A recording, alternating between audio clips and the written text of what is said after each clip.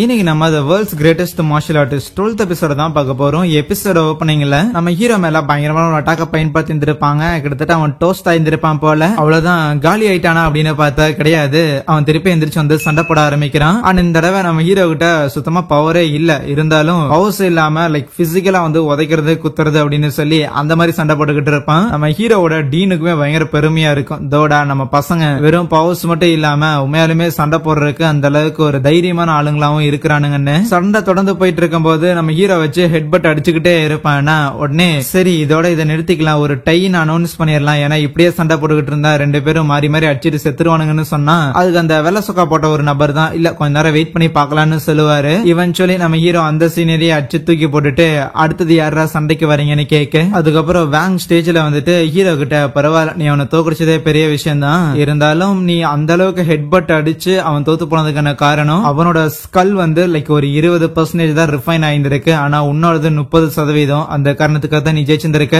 சரி இங்க இருக்கிற வேற யாராவது இன்னும் ஹீரோ கூட போட்டி போடுறதுக்கு தயாரா இருக்கிறீங்களா, இன்னும் ஒரு பிளேயர் வேணும், யாரு வரீங்கன்னு கேட்க இவனையே தோக்கடிச்சிட்டான் அப்படின்னா அங்கெல்லாம் ஏமாத்துறன்னு சொல்லி பசங்க எல்லாரும் பயப்பட ஆரம்பிச்சிருவானுங்க. ஆனா அப்ப வேங் தான் எரியிற நெருப்புல எண்ணெய் ஊத்துற மாதிரி பாத்தீங்களா நீங்க எல்லாம் தோத்து போயிட்டீங்க. இந்த யூனிவர்சிட்டி நீங்க படிக்கிற இந்த யூனிவர்சிட்டிங்கிறது ஒரு பயங்கர பிரஸ்டீஜியஸான யூனிவர்சிட்டி, பேர்ல மட்டும் இருந்தா போதாது, நீங்க இந்த யூனிவர்சிட்டியில இருக்கிறதுக்கு லாய்க்கான ஆளுங்களா, உங்களே நீங்க அந்த கேள்வியை கேட்டுக்கங்க. சோ அடுத்த தடவை ஏதோ ஒரு ஃபர்ஸ்ட் இயர் பையன் அதுவும் வேற யூனிவர்சிட்டியில இருந்து உங்களை தோக்கடிச்சிருந்திருக்கான் அப்படிங்கிற இந்த அசிங்கத்தை ஏத்துக்கிட்டு அடுத்த தடவை நீங்க அவனை தோக்கடிக்கணும் அப்படிங்கும் போது அங்க இருக்கிற எல்லாரும் கமா நாம அவனை அடுத்த தடவை போட்டு பொழக்கிறோம் அப்படிங்கிற மாதிரி சொல்லி சமகான்ல இருப்பானுங்க. ஆனா இவனுக்கு இந்த அளவுக்கு டென்ஷன் ஆகணும், அப்போது ஃபயர் அப் ஏதாவது பண்றானுங்களா இல்லையாங்கிறத வேங்கோட பிளான். சோ அது நடந்துருச்சு. அதுக்கப்புறம் அந்த வெள்ள சொக்கா போட்ட நபர் இருக்கிறாருல அவரு நம்ம ஹீரோவை தனியா கூப்பிட்டு பயங்கர திறமசாலியா இருக்கிறிய மௌனே அப்படின்னு சொல்லி அவனை பாராட்டிட்டு இருக்கிறான். அது மட்டும் இல்லாம ஒன்ஸ் இந்த ஸ்டடிஸ் எல்லாத்தையும் நீ முடிச்சிட்ட அப்படின்னா எங்க யூனிவர்சிட்டியில உனக்கு மார்ஷல் ஆர்ட்ஸ் டிபார்ட்மெண்ட்ல உன்னை நாங்க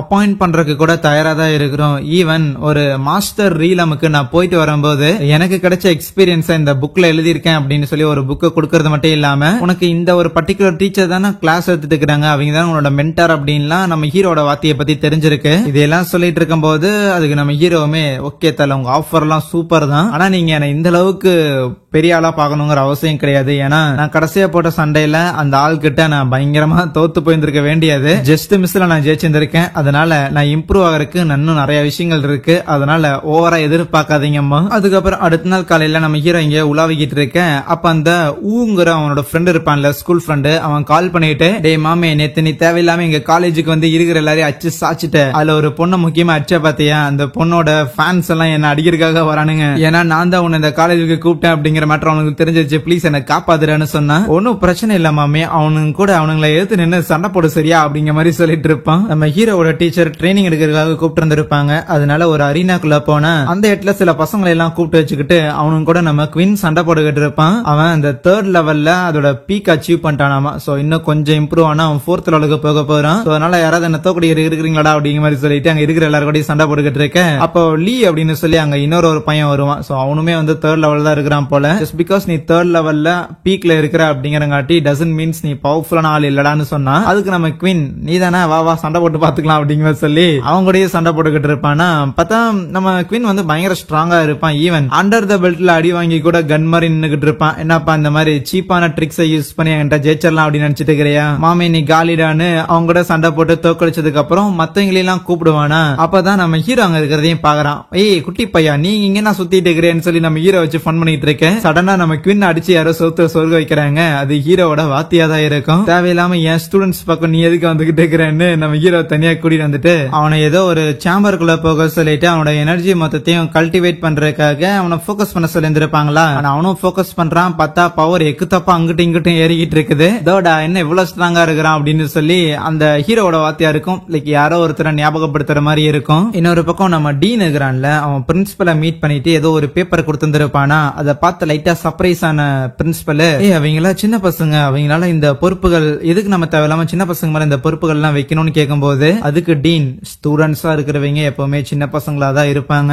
அதை எந்த விதத்திலயும் நம்மளால மாத்த முடியாதுங்கிற காரணத்துக்காக இந்த ஏஜ் ஃபேக்டரை கருத்துல எடுத்துங்கிற அவசியம் கிடையாது. ரேதர் சின்ன பசங்களா இருந்தாலும் அவங்களுக்குன்னு சில பொறுப்புகள் இருக்குது, அதை அவங்க எடுத்து செஞ்சுதான் ஆகணும். அதுக்கு பிரின்சிபலுமே புரியுதுன்னு தலையாட்டிட்டு இருந்தாலும் அந்த கேவ் இப்போதைக்கு வேணா கொஞ்சம் டேஞ்சர் டேஞ்சரஸ் லெவல் வந்து கம்மியா இருக்கலாம். ஆனாலும் பசங்க எல்லாரும் போறதுக்கு முன்னாடி அந்த கேவை எதுக்கும் நீங்களும் இன்ஸ்பெக்ட் பண்றதுங்கிறது கரெக்டா இருக்கும். கூடவே பசங்களுக்கு பேக்கப்பா அவங்க கூட நீங்களும் ஒரு ஷேடோ மாதிரி நீங்க இருக்கணும் அப்படிங்கறதுமே வந்து தேவையான விஷயம்தான். ஏன்னா கூடிய சீக்கிரம் இருக்கிற எல்லாருமே சண்டை போடுறதுக்கான ஒரு தேவை வந்து ஏற்படதான் போகுதுன்னு சொல்ல, சரி அதுக்கான அரேஞ்ச்மெண்ட்ஸ் நான் மேக் பண்றேன்ட்டு அந்த டீன் அங்கிருந்து போனதுக்கு அப்புறம் இனிமேலும் இந்த உலகத்துல வந்து அமைதியான நாட்கள் அப்படிங்கறது நிலவ போறது இல்ல போல, என்னால அதை பார்க்க முடியாதோ அப்படின்னு யோசிப்பாரு. இன்னொரு பக்கம் ட்ரைனிங் எல்லாம் முடிச்ச நம்ம ஹீரோ ஓகே இப்ப நம்ம தேர்ட் ரேங்க் வந்துட்டோம் அப்படின்னா என்ன, நம்மளால அன்அபிஷியலா சில அண்டர் கிரவுண்ட் பேட்டில் எல்லாம் பங்கேற்க முடியும் அப்படின்னு சொன்னாங்க. ஆனா அண்டர் கிரவுண்ட் பேட்டில் அதுக்கு நான் எங்க போறதுன்னு யோசிச்சுட்டு வந்துட்டு இருப்பானா. ஆனா அப்ப அந்த இடத்துல சில ஸ்டூடெண்ட்ஸ் எல்லாம் பார்த்தா அவங்க சோடா புட்டி போட்ட ஒரு டீச்சர் இருந்தாங்கல்ல, அவங்க எங்க போனாங்கன்னு அவங்கள தேடிக்கிட்டு இருப்பாங்களா. நம்ம ஹீரோவும் என்ன உங்க டீச்சரை காணாம அப்படின்னு சொல்லி ஒன்னும் புரியாம இருக்க, அப்போ யூனிவர்சிட்டிக்குள்ள 2 பஸ் வரும்.